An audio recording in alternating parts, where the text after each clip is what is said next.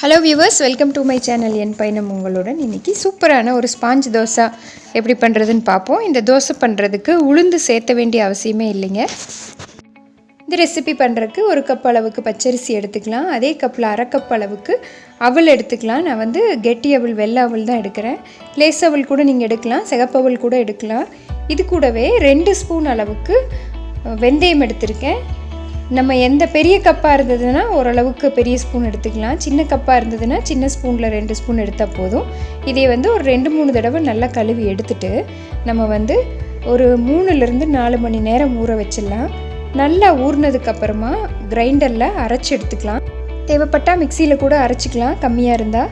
First வந்து உங்களுக்கு கிரைண்டரில் வெந்தயமெல்லாம் அரைப்படாது அப்படின்னு டவுட் இருந்ததுன்னா வெந்தயத்தை தனியாக ஊற வச்சு மிக்சியில் அரைச்சி நீங்கள் இது கூட சேர்த்திக்கலாம். அப்படி இல்லைன்னா வெந்தயத்தை தனியாக ஊற வச்சுட்டு ஃபஸ்ட்டு வெந்தயத்தை கிரைண்டரில் போட்டு நல்லா அரைப்பட்டதுக்கப்புறமா மீதி இருக்க அரிசியும் அவளும் சேர்த்து போட்டுக்கலாம்.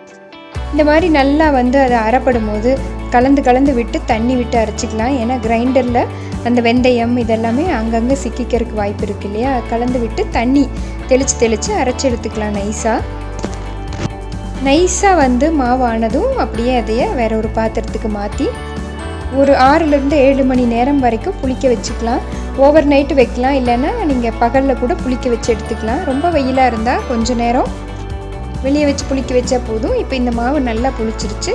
இது கூட கொஞ்சமாக தண்ணி சேர்த்தி தோசை மாவு பதத்துக்கு இருக்க மாதிரி கொஞ்சமாக தண்ணி சேர்ந்து ரொம்ப கலக்கக்கூடாது. மாவை லைட்டாக கலந்து விட்டுட்டு இந்த மாதிரி தோசைக்கல் நல்லா சூடானதும் எண்ணெய் தேய்ச்சி விட்டுட்டு அழகாக வந்து அந்த மாவை விட்டு தோசையை எடுத்துக்கலாம். இந்த மாதிரி லைட்டாக விட்டு ரொம்ப தேய்க்காமல் கொஞ்சம் நேரம் எண்ணெய் விட்டு அப்படியே ஓட்டையாக உழுக ஆரம்பிச்சதும் அதை க்ளோஸ் பண்ணிடலாம்.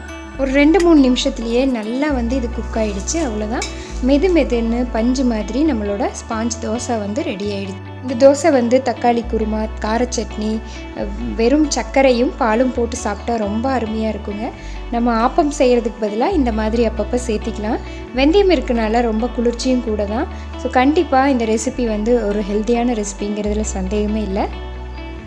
நிச்சயமாக எப்போவுமே இட்லி, தோசை, சப்பாத்தின்னு பண்ணிகிட்ருக்கிறதுக்கு இந்த மாதிரி விதவிதமான தோசை ஈஸியாக வந்து கம்மியான இன்க்ரீடியன்ட்ஸ் வச்சு குயிக்காக பண்ணக்கூடிய ரெசிபிஸ் நம்ம ட்ரை பண்ணலாம். இந்த தோசை உங்களுக்கு பிடிச்சிருக்குன்னு நினைக்கிறேன். நிச்சயமாக ட்ரை பண்ணுங்கள். தேங்க்யூ ஸோ மச் ஃபார் வாட்சிங்.